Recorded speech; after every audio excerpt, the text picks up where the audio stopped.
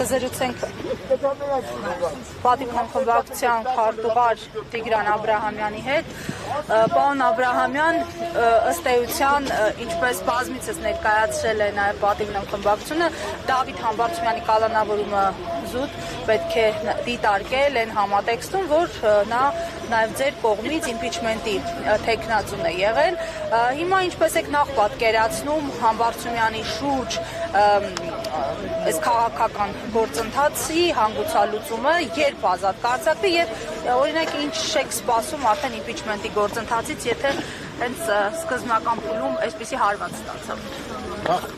երկու հիմնական պատճառ կա, որի հետևանքով Դավիթ Համբարձումյանը այս պահին ճաղերի հետևում է։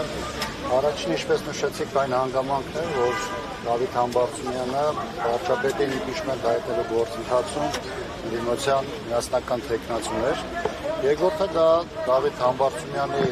հաջող հեղինակությունն է, որպես մարդու,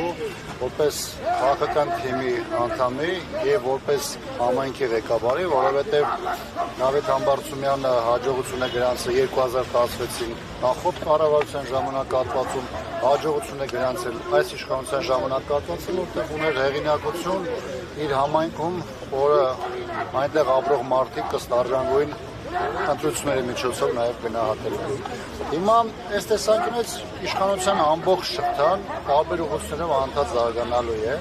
Սա առաջին հերթին հիմքում ունի նաև ընտրական տրամաբանություն, դաշտից հանել կամ թույլատնել բոլոր այն ուժերին եւ գործիչներին, որոնք ունեն հնարավորություն այդ պայքարում հաջողություններ արձանագրելու եւ իշխանության համար խնդիրներ ստեղծելու։ Դավիթ Համբարձումյանի շուրջ ստեղծված այս իրավիճակը ընդհանուր պրոցեսի մի կարևոր մասն է կազմում, կարևոր ինչ եմ ասում,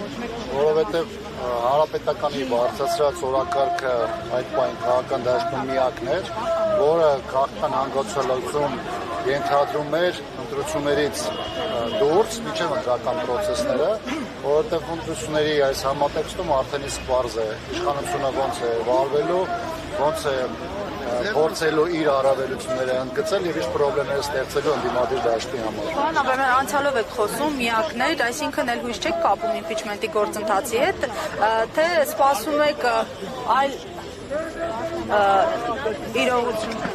Տեսեք, անցյալի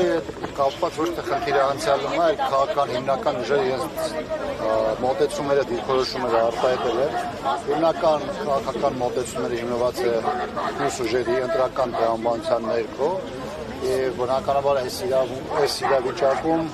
խոսույթը հենց դրա հիման վրա էլ կառուցվում է։ Շնորհակալություն։ 168 թեմի հարգելի հետևողներ, ինչպես